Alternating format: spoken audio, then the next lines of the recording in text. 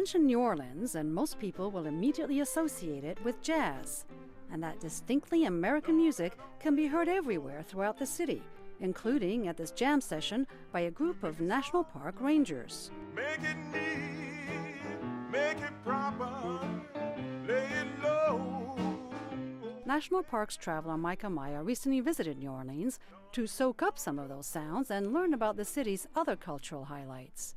There's the New Orleans Jazz National Historical Park, which basically celebrates the contribution of the culture of New Orleans to this music that is authentically and originally American, a relatively new genre that is distinctly American. So it's a bunch of little sites basically all scattered throughout the French Quarter and the older parts of the city that celebrate this heritage.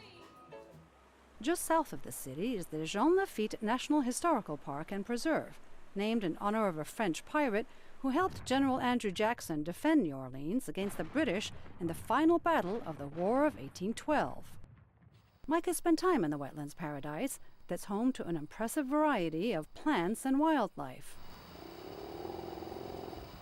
The preserve was a really good example of a lot of the sites I had seen throughout the whole Gulf Coast. Everything from the Everglades northwest up through Tampa, through Pensacola, all the way to New Orleans. It was a good example of that ecosystem that lives in between the ocean and easily habitable land. Mikah also had a chance to visit Poverty Point National Monument, a prehistoric Native American settlement that is now a World Heritage Site. At 3,400 years old, it's one of North America's most important archaeological sites, with a unique geometric design that is a masterpiece of engineering. It has 6 lines of slightly raised ground, which they believe is where people lived, and then it has a bunch of different mounds. And at the Cane River Creole National Historical Park, the fourth of Louisiana's national parks, Mikah came to learn that the state's culture was not just influenced by the French.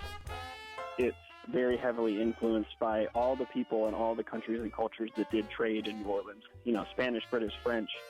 And so this Creole culture that developed out of that melting pot in a melting pot of America is a very unique thing.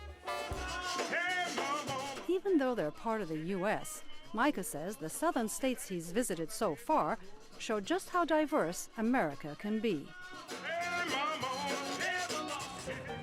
If someone is looking to understand a unique culture of American history, the Gulf Coast offers that chance.